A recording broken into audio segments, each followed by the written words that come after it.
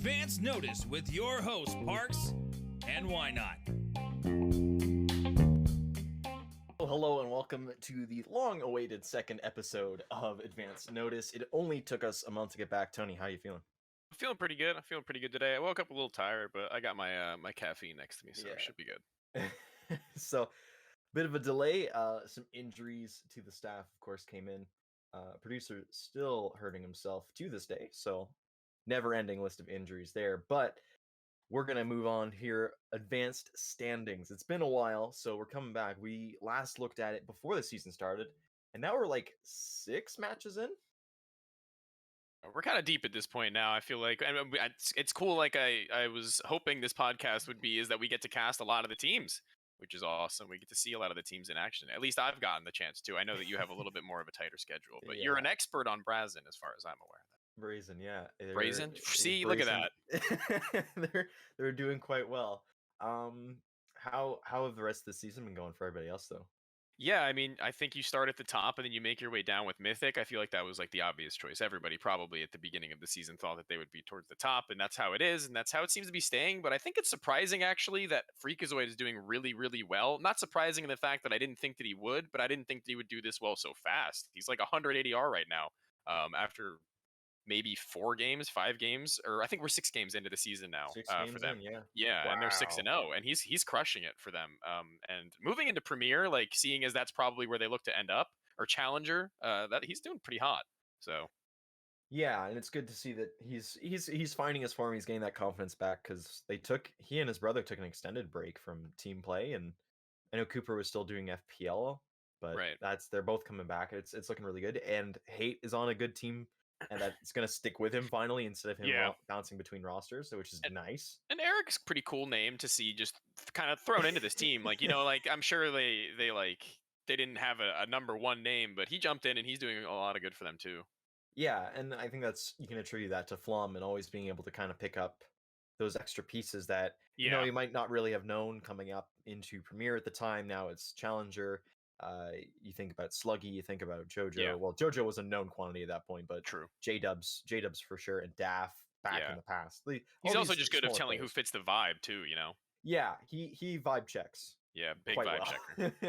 Yeah, big vibe checker. And then next to them, you got Touchpoint. Touchpoint's been banging out. I love watching their game. All their games are always so much fun, especially because I think that they have so many aggressive players in that team that there's something crazy happening on some side of the map always. I love it. It's so awesome. Yeah, I don't know if you've gotten to catch any of their games. I haven't, but I do know the players because I used to cast them when they were under UIU, and it was always that kind of same thing. The dynamic probably has changed since Matt left. That was when I last kind of followed them because he switched over to looking for team. He's found interestingly enough, he's found himself on another UIU roster, but we'll get to them in a second here. No, it's really interesting just kind of overall looking. We've got 2 6-0 teams right now. Yeah. And this is like the first season in quite a while where we haven't had a Brazilian roster kind of just owning at the top. True. So, I don't know. I like this competitively. It'll be interesting if Mythic and Touchpoint play. I don't know when or if that's happening. I think Tix is probably I'd say his name every cast. He's as far as I'm aware, they're hard entry. I'm pretty sure that he goes in for a majority of their opening duels, and he finds them constantly. Like I feel like on Vertigo he'll be entering from B ramp, and he'll find 3 on accident, or he'll go through mid with a Mac 10 and find a double where he definitely should not be getting it. And it's just crazy that he quite literally just jungle gyms around, and he's just on top of them. Dude, sometimes monkey brain. Sometimes monkey brain. That's facts. Yeah, and then we move down to the 5-2 bracket. We have UU. Is that how? Is that UIU? It's just straight up UIU. That's UIU. How it's, yeah, or 5-1 teams actually. Yeah, you got UU, and of course your bread and butter. Yeah, that's right. That's the one. Sorry, I didn't want to make a fool of myself. Dragons. The dragon people. The dragon people, yeah. But for Unjustified, Cyrix. What more can you say? That guy is just absolutely insane. He pulls out an AK, he's still good with it. He pulls out the Deagles, he's good with it. The AWP, obviously, his mainstay. And that team's looking pretty hot. I honestly didn't expect Cyrix to take up residency in this team of all teams. I think he probably would have been a little bit higher on my list for a lot of the teams in the season right now. But with that being said, I feel like what they've put together with this 5-man is really impressive. Yeah, I think the one thing that concerns me coming into the next little bit here is Insomniac is gone. I don't remember exactly how he was doing statistically. He was playing pretty well for them, He was yeah. playing all right, and this roster, like him and Hitman, they played on Kittens last few seasons with I forget his name, but the guy I'm thinking of, he owned on that roster, and then everybody else kind of was the supporting piece around him. Vicious But Kitties, is that what you're talking about? yeah, Vicious Kitties, that's the roster. I remember watching them in Maine and being like, yeah, they're going somewhere. And then they Yeah. made playoffs after 2 seasons of advance. And then as soon as they lost, whatever his name is left the roster or got kicked from the roster. And then I think that's now become the unjustified group because Hitman and Insomniac were on it. But Yeah. I agree with you. I didn't really pick Cyrix. I thought he was going to be in Challenger for sure. He was going to find a slot because he's one of those players that I think deserves a shot up there. And right now, being Soon 5-1, enough. they're definitely soon enough. They're Yeah. for sure in a playoff picture right now, top 3. So it's looking really good for them. Yeah, it is looking really good for them. And also looking really good right now are UYU, a team that I actually have not gotten the chance to catch yet, but I know that all these players are very, very capable players individually. I feel like they're all super talented. Penguin, Tatum, Alvin, Cameron, he's like you name any of these names individually, like 1 versus 1, and they can take a duel, I think, with anybody in the league. Like genuinely, I think this team is like really stacked in terms of just individual firepower. Same thing for Brazen, actually. I keep Brazen. forgetting, man. I got it right. Brazen. Okay, You got cool. it. You got it. We're getting there. Yeah, progress. It's like ticks. You have to hear it once to Yeah, understand the name. No, I agree with you fully. I don't think any of these players really have had a shot in Premier yet, so they're still advanced mainstays though. yeah, You hear these names. I hear these names often when it comes to a playoff picture. K1's also on the roster. I don't know why. yeah, Maybe just roster writing. But I don't know. I see this as a playoff team as well. I don't know how far they'll get. I don't know experience level what they'll bring when they if they do get up to challenger level. But yeah, it's an interesting prospect for sure, and I think it's again another team to keep an eye on, even with them yeah, being 5-1. yeah. I think it's a prospect team. I think this is a team that I don't foresee being together as a core for very much longer. As a maybe as a core 3, but I feel like at the end of the season, if they don't find where they want to be or they don't end up making challenger themselves, I feel like the top player or 2 players are probably going to seek new opportunity, maybe whether that be higher, which I'm assuming will be the case, which would be good for them. I think this is a really good time for them to prove that they have what it takes to play at the top level of advanced in a new system and a new team, right? Yeah. Which really that's going to Um. be really great. Yeah, and then moving on here, we're gonna talk about Your Brazen. favorite. My favorite team. Yeah. They are doing so well, and it's so weird to think about that they made it all the way to a relegation tournament after like a few seasons in advance, doing just outside the playoff picture or going 500 kind of thing, and now they are one of the upper teams. I would consider one of the playoff hopefuls, one of the people that we're hoping to see in playoffs here. Yeah. And they just Um, won that the EGL event that we were just casting out, Yeah, I believe. they Yeah. just won EGL. I didn't cast it, but I watched a few of the matches. It looked pretty good. Yeah, I got to Um, cast them a lot actually, and they were looking really good. Sway and actually especially impressed me a lot. I don't know how his stats looked across the entirety of the event or in the season so far, but that guy was putting up some insane multi-frag rounds. Sway is one of the good players on there. They've got 3 players above 80 ADR right now, so it's looking really good. We'll get back to them in a bit, though. We do have Sure. a special announcement for them. Special Who else do we announcement. have? Yeah, a special segment, I guess. Yeah. We'll have our first, or not our first. Who else do we have here? Limitless, Limitless, 4 and yeah. 2. Yeah, they pop in with Atomic now finally being in the 5th spot. He should have been for quite a while. He had to take a little bit of a break trying to figure some things out, I only assume. But now he's back and they're doing well. They're doing really hot. They lost one game while he was away, I believe. They lost a game up against, I think it was the Magic School Bus team at that time when they had Scotty in the roster, and then they lost on Vertigo most recently a couple of nights ago. But To being Nutra, 4 and yeah. 2, especially now that you have your in-game leader back, I think he's the in-game leader. Or no, I think Mills is the in-game leader. But either way, Atomic is still a very like integral part of this team. I think having been like the forming base, him and Mills. Yeah, So it's really good to see him back, I think, and he's a very individually talented player. I've been saying it forever that I just want to see him in a rifle role where he can pick up the op, and he's doing that now, and it's awesome. It's so great. I love to see it, and it's working out in full swing. yeah, and I do like that they have a lot of experience between them all in Challenger. I don't think Sezi really had too much of an opportunity up there, but Sluggy with Mythic, Atomic and Mills were up there when they were with Pendulum, Chu, and Scotty. So there's a lot of experience here, and I think that's going to push them forward to get back into Challenger, because that is the end goal of Limitless, I think, at this point. Yeah. If the players from Limitless don't get into, or if the team of Limitless doesn't get into Challenger, they're another team that I expect probably either tries to find their way to another top advanced team, or they just kind of blow up this one and build it new again. That seems to be the running thing now is in these teams, especially Atomic teams, is that he just kind of blows them up every now and then and rebuilds again. And every time he rises from the ashes and seems to have as good as a team as he had, if not better, you know. Anyway, Oh, moving on. We Anthony, got moving on. Tempest. Yeah, that's a team that I wanted to talk about just a wee bit. They're the only team, as far as I'm aware, at the top level of advanced so far in the season that hasn't made a change at all.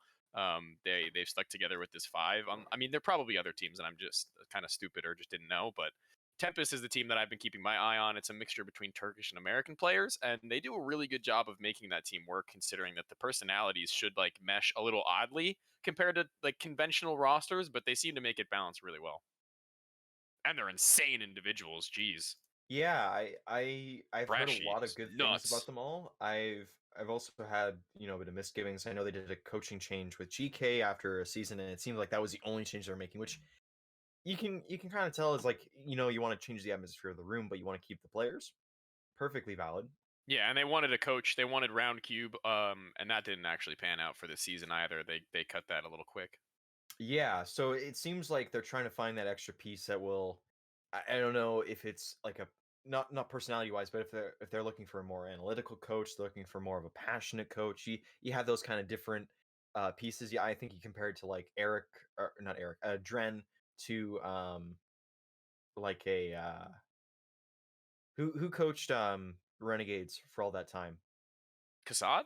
Kassad, yeah. Kassad was a very passionate coach. And I guarantee you he probably had a lot of strats in his book as well. But, he was known for his passion, whereas Right, yeah. Dren's more kind of in the back. Like, he works with them after the match, and I guarantee you he has things to say as well. They're known for that thing, though, right?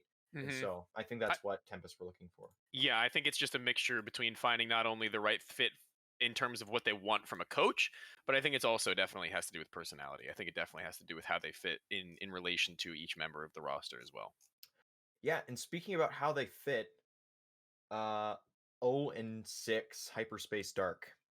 Yeah. You said you've casted these guys a lot. Yeah, I have. I've casted I want to say at least 3 matches, but I think I've gotten 4 to this point, and it is just super heartbreaking each and every time that I have to cast these guys because they get so goddamn close, man. So close. Right in the edge, right on the cliff of success. And unfortunately, it just slips out of their hands consistently. Like taking 16, 14 losses up against Touchpoint, respectable. Taking a 22-20 loss against Brazen, acceptable, right? Like Yeah. all of these losses are just acceptable, but you can't keep losing kind of thing, And it's really hard because all of their games other than one have been within a 5-round range. That's crazy. That's Yeah. and that's within a 5-round range, not including the fact that most of them are within like 2 or 3 rounds. So for them to be down 0-6 in the season, it's got to be heartbreaking for them. But at the end of the day, you have to be like, guys, we almost just beat this team, and this team, No, exactly. And they have gone through a roster change as well, I might add. I guarantee you it'll push through eventually, but when is that going to happen? That's kind of where you're sitting right now. You just need it to happen sooner rather than later.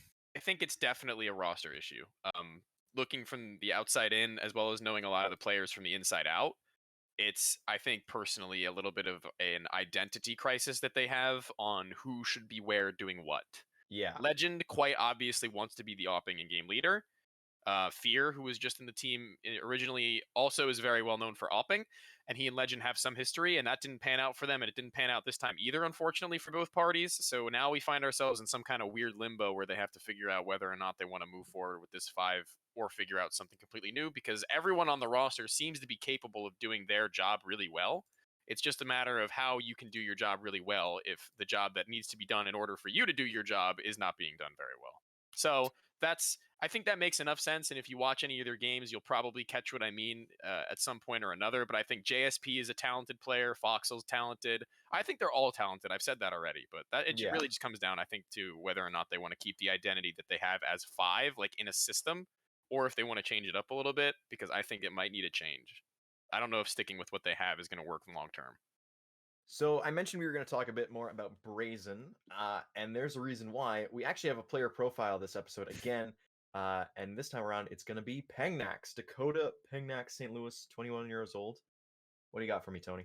Yeah, we love the player profiles. I like the player profiles because it gives me an excuse to talk about players that I actually watch. So, with 11.95 R-dubs in the season so far and 80 ADR, 80.39 ADR to be exact, is Pengnax, and he is with Brazen for the season as previously mentioned. He's 5-1, and he's boasting 0.8 frags per round right now, which is actually insane. He's tied for the top in the team with Isaac, and for that to be the case is just absolutely absurd. And at this level, he continues to perform, and it doesn't look like he's slowing down as they just won that EGL event we were talking about earlier. They're 5-1 up in the season, looking to find playoffs without even dropping more than maybe like 3 or 4 maps, I can only imagine.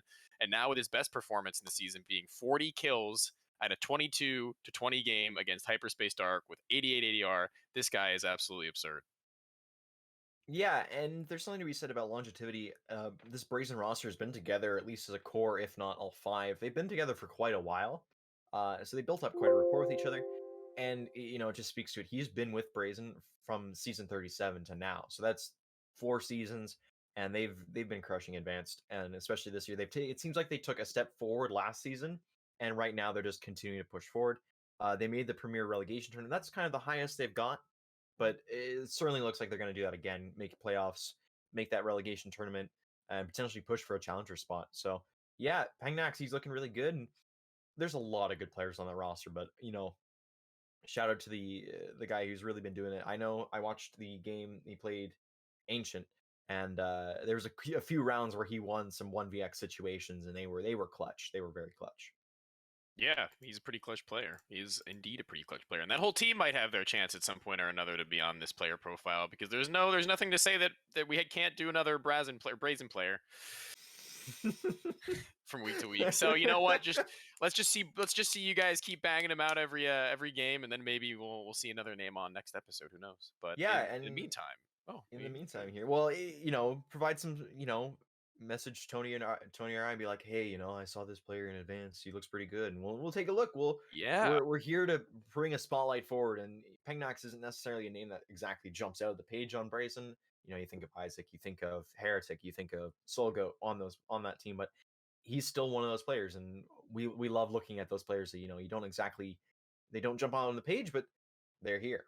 Yeah, like Park said, just feel free to interact. Like, guys, shoot comments down below on either platform or any platform that you guys happen to be listening or watching on, the player that you want to see, or maybe we should look into. Maybe you want to see them on the episode, and we can try and get a hold of them. We can definitely go for the try. Our Twitter DMs are also open, I believe, if anyone wants to shoot it that way and you want to make it a little more secretive. But moving on, we've got my favorite part of the episode, Cringe Control. I get to spew my random nonsense rosters for fun, and Parks comes up with the restrictions. And for this episode, we have the restriction of first names. You have to have all 5 players with the same first name.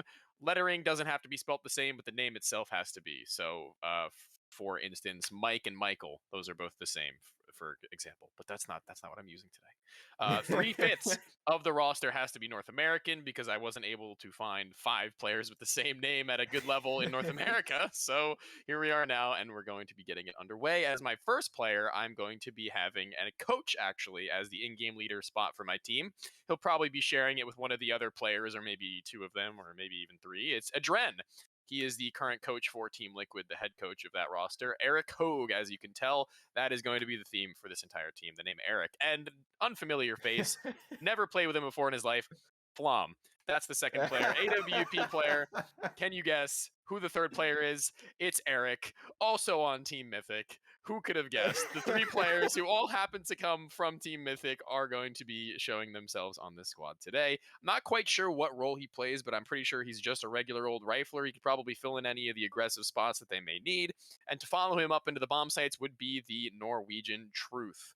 Coming from ATK now, moving all the way from Norway to America. He will be competing with them for the foreseeable future. And he's a banger talent also, so this team actually isn't terrible, to be completely honest with you.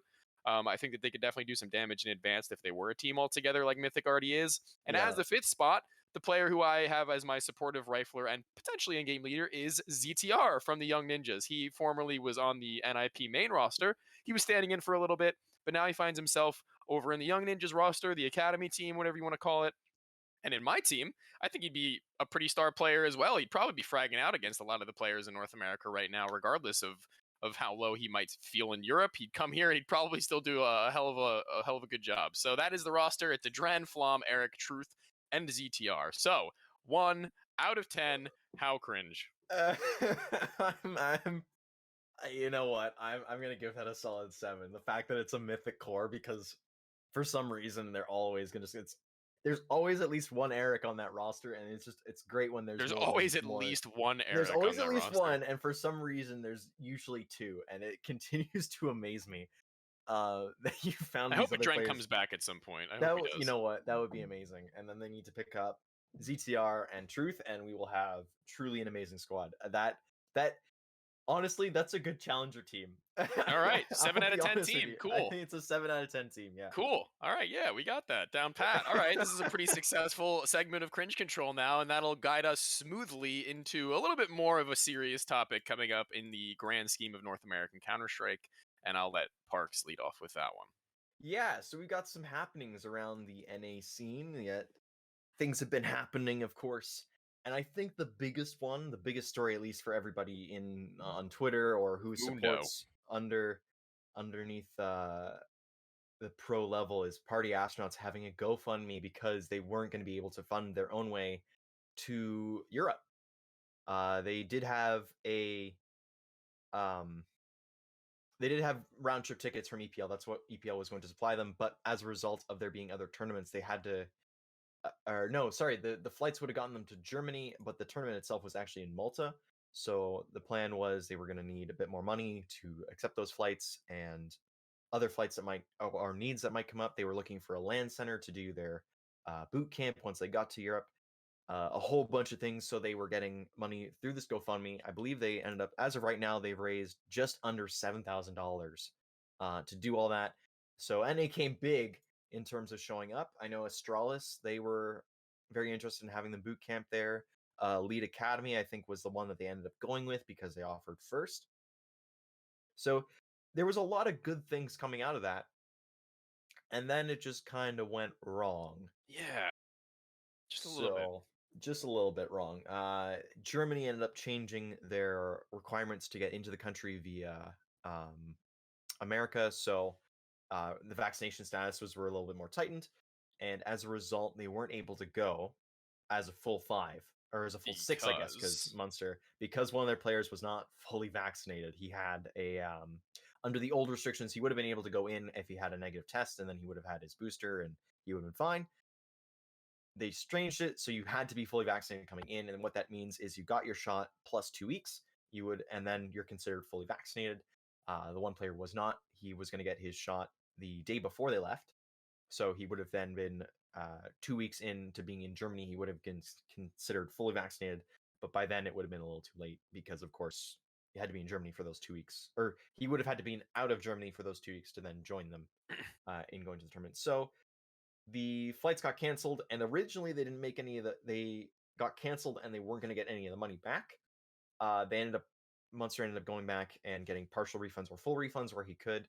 But yeah, overall, it was just a little bit of a tricky situation. And what very quickly looked to be a great story kind of has fallen apart.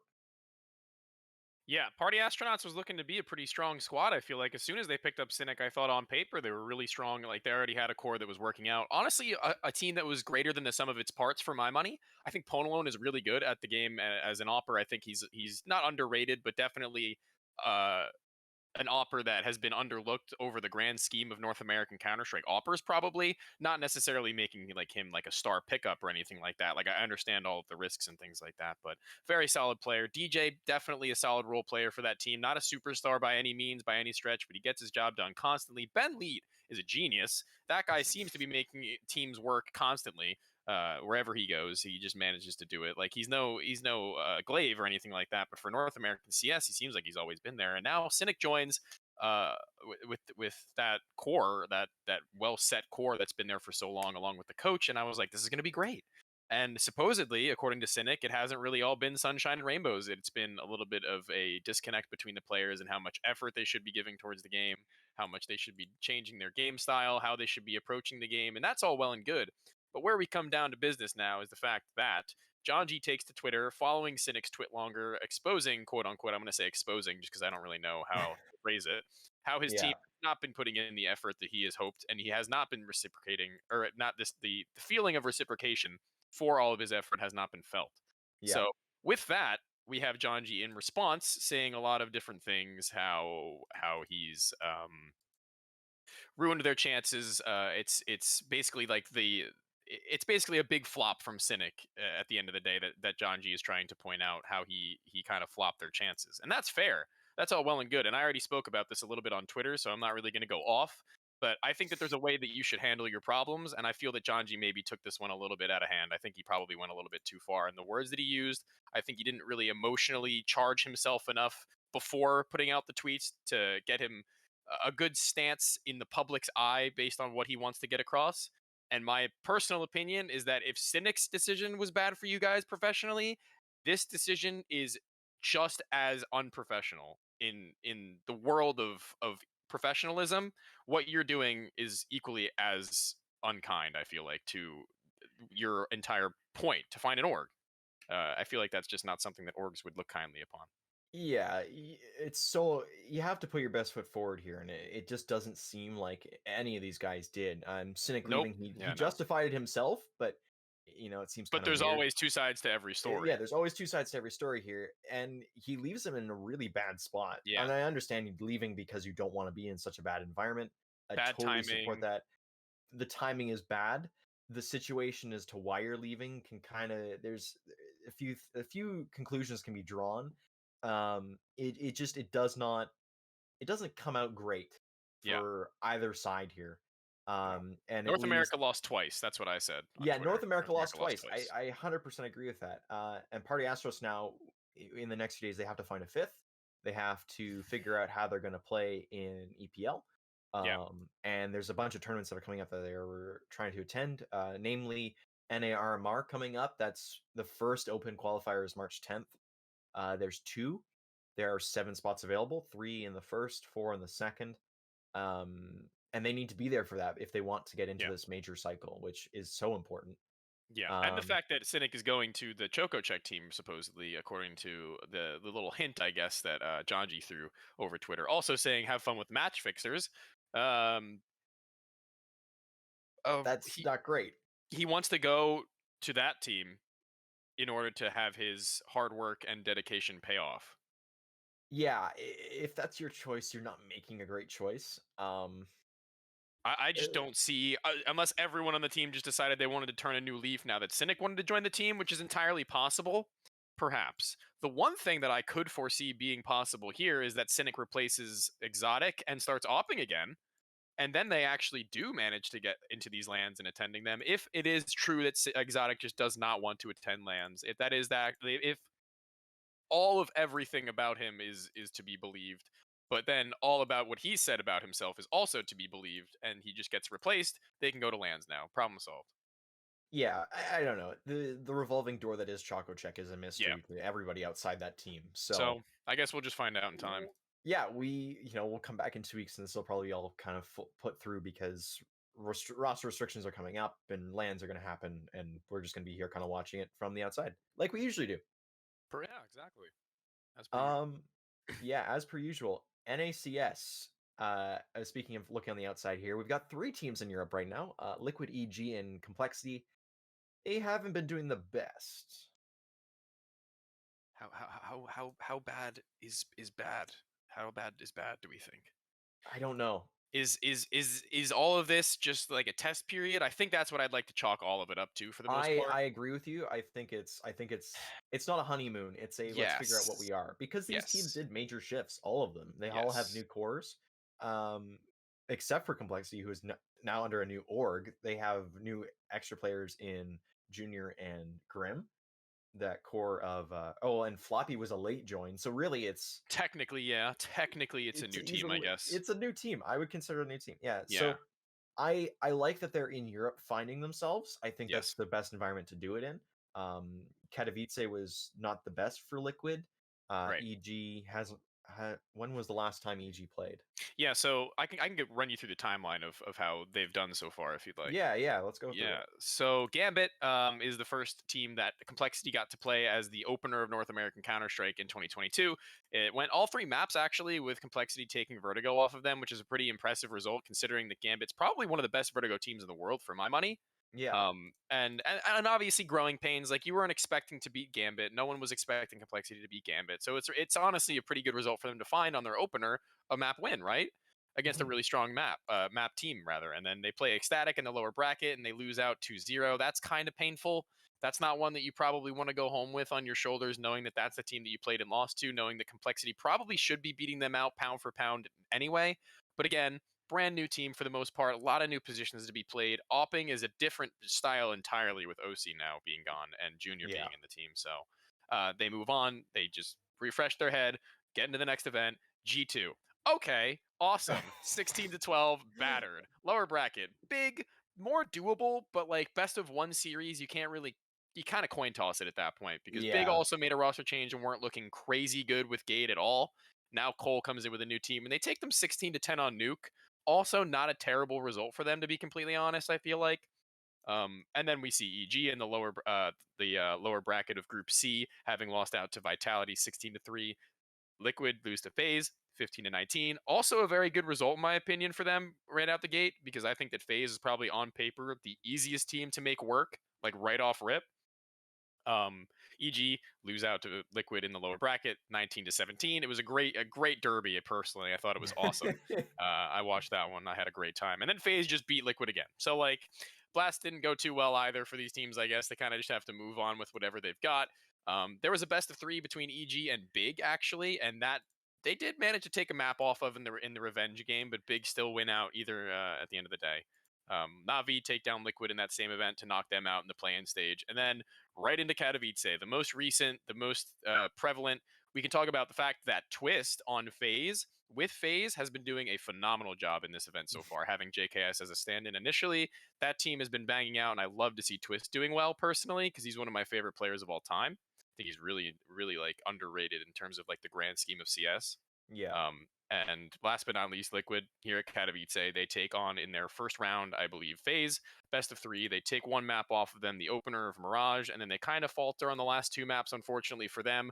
Brokey's been looking hot throughout the entirety of the event, so it's really hard to get the ball rolling when OC really can't find his footing and everybody else can't really do so as well. But statistically, not a whole lot of wrong. Maybe Nitro needs to pick it up a little bit more to make this team work out, in my opinion, because they lose out 0-2 in the lower brackets G2 right after in a pretty convincing fashion. So from here on out, my analysis of it is that Nitro might need to start like finding his footing sooner or later, which he should, hopefully at least a little bit now that he's still trying to transition back into like the highest level of play. OC, I really don't have too much like to worry about for OC or Elige or NAF for that matter. I'm really not too worried about them personally. And then from there, it's just the leadership itself from Nitro that needs to find its way back in because they trust him clearly, and the Dren Mhm. works in the system very well too. So that's my little Yeah. rant on NICS so far. I think we're seeing progress, and it's good to see it happening abroad. I'm happy that we're seeing kind of the teams. They're starting to find their legs a little bit. There, Yeah, Complexity has an identity. They know who they are. They just need to, mesh together a bit yeah, longer, spend some more time. They'll be good. EG, they're missing a bit of their identity. They've got the old core of a major winner, but they've got that kind of 2 extras. And I mentioned we talked about it a little bit earlier. Cirque and Breeze, they're not really performing as you'd expect, which is unfortunate because that team can be great if they do kind of hit those expectations. What I'm expecting of them, which is, um, when they first initially went to Europe together and they showed up, right? It's not there as much, and it really needs to be soon because you need 5 players. You can't just have 3. yeah. And And Liquid's looking good. their roles, all 3 of these North American teams have good roles on paper for the most part. I think EG is probably the closest to bad roles, just based on the fact that like Breeze probably still needs to figure a lot about how he wants to maneuver around his new team out, which is going to be kind Yeah. of weird for him. Cirque, like Op, Rush entry, Stewie entry. automatic like follow-up entry, like he not entry obviously, but like kind of like the cleanup just a little bit. Yeah. And Breeze should have, in theory, one of the easier jobs. He should have one of the easier jobs of the team to kind of just be that player who can bait a little bit more. Because Stewie's not going to be baiting you. That much is for sure. He'll be baiting himself, if anything. So Yeah. I think that the fact that they have really good roles on paper is what's going to make it the easiest to work through these 3 North American teams. If they actually manage to do that, it should be in relative. I don't know how to word it. Soon. It should be soon. Should be In the soon. next 3 months, I think that we should be Yeah. seeing them at least improve. At least. No, I think yeah. We're in this period of they're just finding each other. They're figuring Yep. out how they want to play. Next, we're gonna see a bit of a better showing from all, and I'm excited. I'm very excited. I am as well. Yeah. Other things I'm excited about. We're just gonna kind of quickly run through these 2 things. Slow was named the FPL product manager in NA, so congrats to him. Big up. He's been doing so well with the Mythic stuff. They just ran the Mythic Winter Cup #2. Great again. And it's only gonna get better. At Slove CS on Twitter. Just go drop him a follow. He is Why not? amazing. He's done so great. The other thing that's come back, Refrag. If you ever kind of were looking at ESEA, they had a small program, or they had introduced a new program last year called Refrag. It had like Restrat, Nader, these little things. Pre-fire maps as well, yeah. Yeah, all of it was just to help you kind of practice your CS, get better on your own instead of having to constantly be playing pugs and other things. It was basically theory crafting and other practice stuff. That got dropped. Elysian Pimp, though, they decided they were going to keep it going. They are the owners of it, and they're doing a great job. Yeah, they are doing a great job. And it's kind of funny to me that those 2 have stayed in such close proximity to one another in terms of relations for so long. It's really cool to see them actually doing another project together, even if it's not in the game. It's really cool. Yeah, you think of the friendships that came from that Liquid roster when he was there. You could tell that he had a big impact because yeah, well, yeah, he was great, at least with them in terms of personality. Yeah. Talking about personality, guess who's back on the transfer list? Is it Infinite? Well, yeah, but he's health concerns. Right. Is it? I got it. I got it. You got it? Why not? No. All right. Yeah, me. You're doing contact. It's Nifty. Nifty is Nifty. Back looking. Oh wow. He is back looking. Wow, crazy, right? Yeah.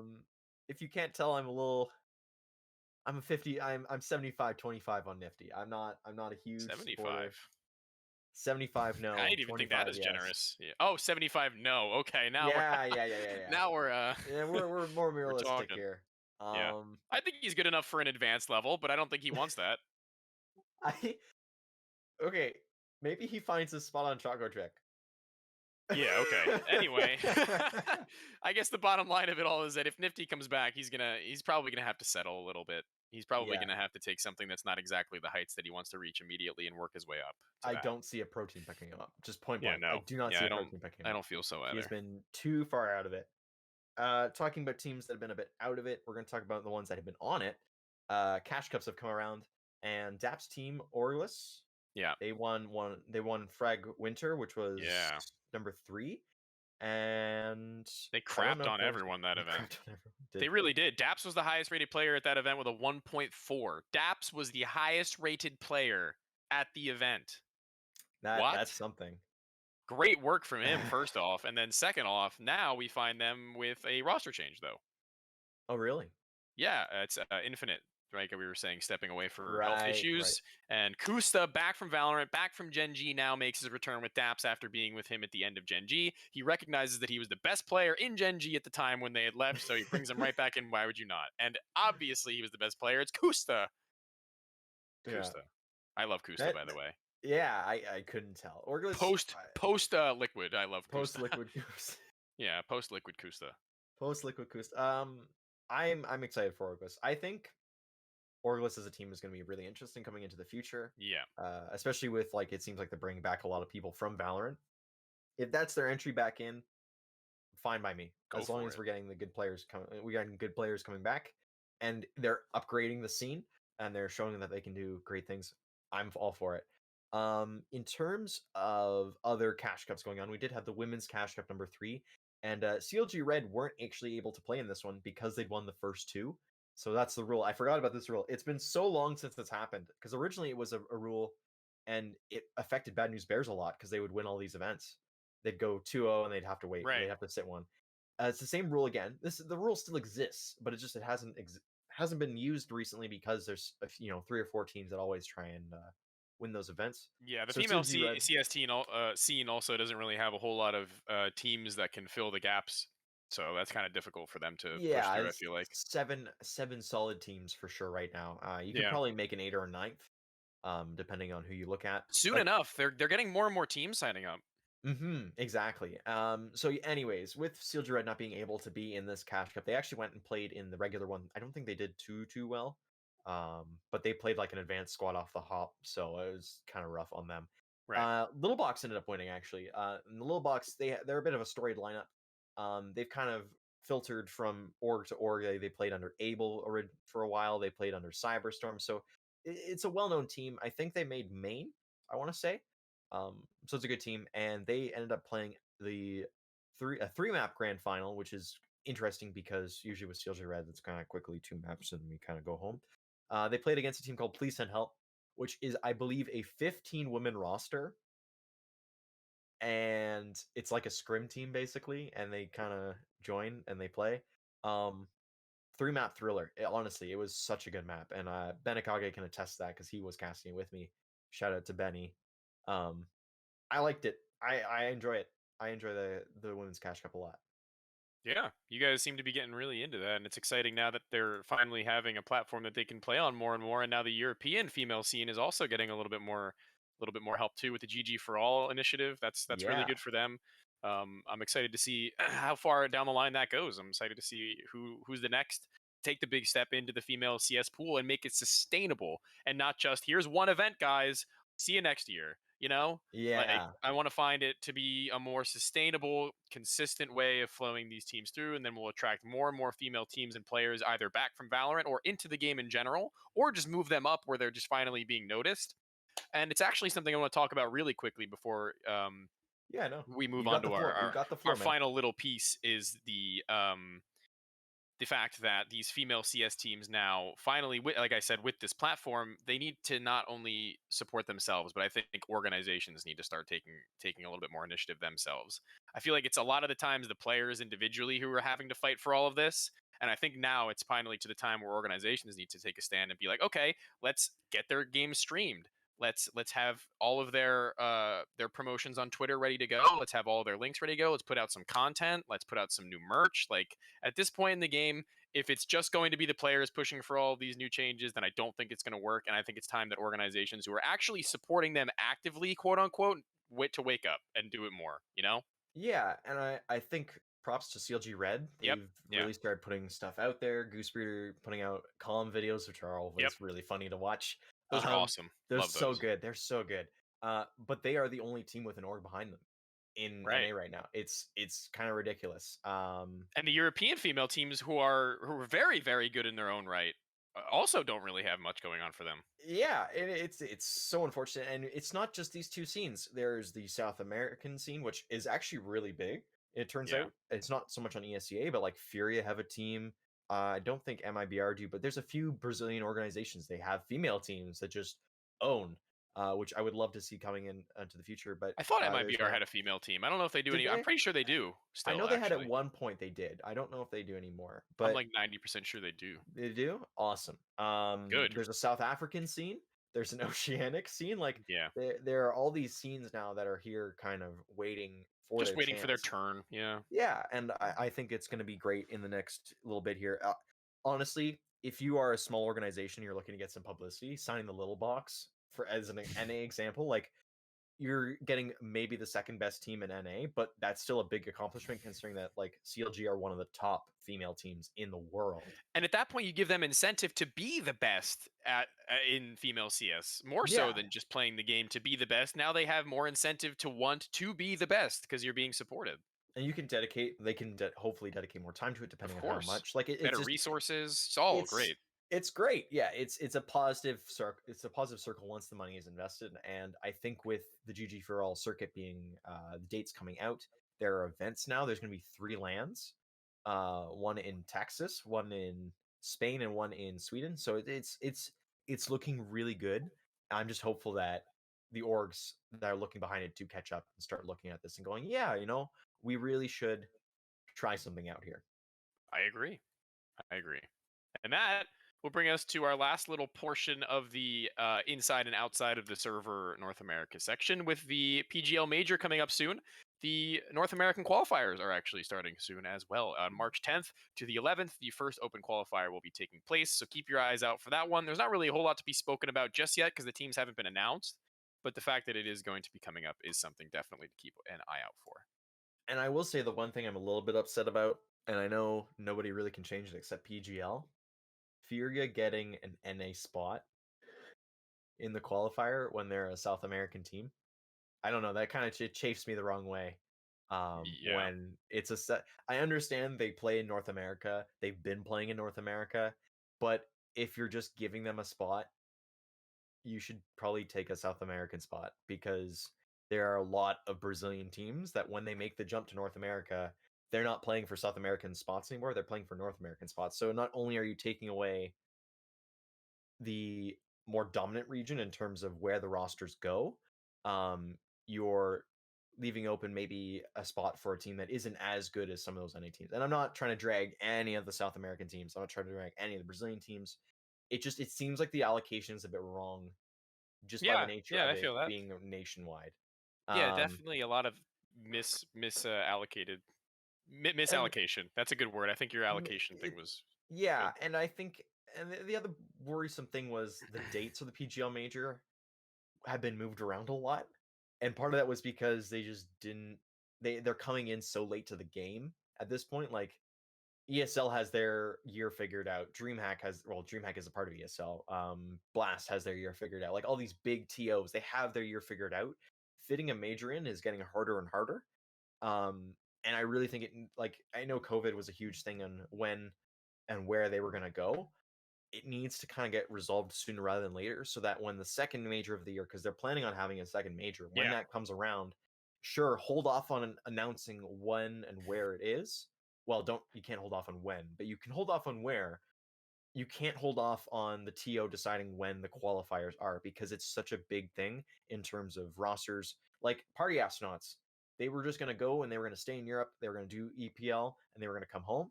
Now they've got to wait, or they've got to go back and forth, or they got to play from Europe because this RMR has come in and they need to play it to qualify. And it's just one of those things like they were supposed to be in Europe at this point. What do you do? So there needs to be a bit finer tuning in terms of that. Am I excited for the major? Hell yes, I'm excited for the major. Yeah, I'm excited for the major too. I don't think anybody feel like if you're a Counter-Strike fan, you cannot be excited for the major. So like I said, we'll keep our eye out for that. And that throws us into our final segment of the episode. Guys, it's going to be Parks' turn now. So I'm going to let him have the floor. Yeah, let's get to the last thing here. Yeah. I think. I'm thinking hard here. I not can see too it. hard I can to see think the steam so. coming out of your head. The steam is just blowing out. Sad day. RBM maybe a week and a bit ago, they are closing up shop.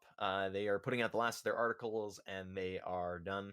Ryan is moving on to a new esports related job, and as a result, he's quitting his old job in finance, and he's not going to have the time to dedicate to RBM, so it's going to be gone. I don't know what's happening with the articles or the site. I assume it's going to stay open, public view, and for historical referencing. Maybe they come back eventually. But yeah, as of right now, Rush V Media is dead, which is such a sad day, because as a grassroots organization, to give new voices a chance to shine, it was so good. And it's been going on, 4 years now? It's sad. I met a lot of good people from Rush B Media. Actually, A lot of them moved I on. think it's more than that now, actually. More than 4 years? There you go. I think it might be more than 5. Yeah, it's crazy. It's so upsetting, honestly. It's just like it was a good project. It wasn't meant to make money. It was meant to just give people a voice. It was meant to grow people's resumes, make them more comfortable in esports. A lot of good Valorant and otherwise content creators have come from Rush B Media. George Geddes comes out to mind like immediately. He did a few articles with Rush B, and then he kind of got noticed, and he was able to push on and find work that paid him for what he did and what he loved. So it is sad, and the podcast itself hasn't been around for a long time. But Crouch Peak is it was a new Rush B podcast, and that it it's just all of a sudden now there's a void, I guess. And it wasn't even just an NA void, because they did do articles for European talents, for CIS talents. I believe they had Brazilian uh rosters, or not rosters, they had Brazilian writers as well. It's just a big loss, and I think we're gonna feel that hole in the next few months. Um, and it's one of those things that you hope Dust 2 maybe can pick up a bit of the slack, at least in NA. HLTV has done a good job, and there's so many vendors out in EU, so I don't think they'll see it as much. But in terms of an NA company or an NA group that was showing, we're trying to recover this, we're trying to show uh, that NA is feasible for CS, and it has to be, uh, for it to be gone. It's just it's bad. Yeah, it's definitely a little bit of a kick in the pants to the entire scene. I feel like the idea, the concept behind Rush B Media, like you said, was definitely really influential. I feel like it could have gotten a lot done, and it was getting a lot done too. I feel like it was only just getting the ball rolling, really, on what it could have accomplished. But all of the people individually very talented. I'm sure they'll find places to work, assuming that they actually want to continue working. Hopefully, in the next coming weeks, months, however long it may be, we'll see something pop up. Maybe we'll see something new. Maybe we'll see a new project come through. Maybe even we'll see these individuals make a name for themselves on their own, which would be really exciting. I'm not sure what they're up to in the meantime, or if they have anything planned, but I guess that'll all come in due time. But like you said, Rush B Media, definitely a hole that's been left that I can only help but feel that once that hole has been left, it's only a matter of time before somebody realizes that and then fills it. So Yeah. let's just pray, hope and pray that that is going to be the case in sooner rather than later time. Yeah, that it, somebody will figure out it needs to be there, and I'm just hoping it has as good a mission as, and as good a product as what Rush B Media was. Because we mentioned getting the ball rolling. They were doing a case 4 on all players, like they did one for MSL, Yeah, they did one for Gold. Like they've done really interesting articles that everybody else kind of just doesn't really think about, because there's yeah. so much actual, like, announcements coming through and everything else. Nobody really has the time to make these longer form articles about these players that might have The, been missed in the overall. the creative content is just underappreciated. Yes, it was I think that's underappreciated. actually the case about all of Counter-Strike, to be completely honest. I feel like Hmm. creative content is just underappreciated all the way through, because what you see at the top of creative content are like the Score Esports, which are, have your opinions on how the Score Esports does their content, but at the end of the day, I do think that I personally appreciate at least the ideas that they put out. I like Yeah, the discourse that what they're trying to get across is trying to get across, if that makes sense. Like, not yeah, necessarily the execution perhaps, but I actually do appreciate how they go about a lot of their work, cuz I love the history of Counter-Strike. I love talking about roster moves and changes. I love talking about individual players and how they have gone throughout their careers, and they do a lot of that. Whether or not it's good is up to the spectator, but yeah. No, and yeah, I think the big thing there is the execution. Rush B Media had really good execution on their yeah, good articles, execution. and again, sorely missed. Little room to fail on a project that is not profit. Yeah, it's crazy to think about how, like, they didn't have really much to lose in terms of Right. what they were putting out, so they just kind of put out whatever, and they found a lot of really interesting art. They made a lot of really interesting articles. They diamonds in the rough, I guess, is the best way to say Yeah, it. definitely. They found what they were looking for, and they ran with it, and it worked out really well. So yeah, they will be missed. Um, yeah, it's such a sad way to end the episode.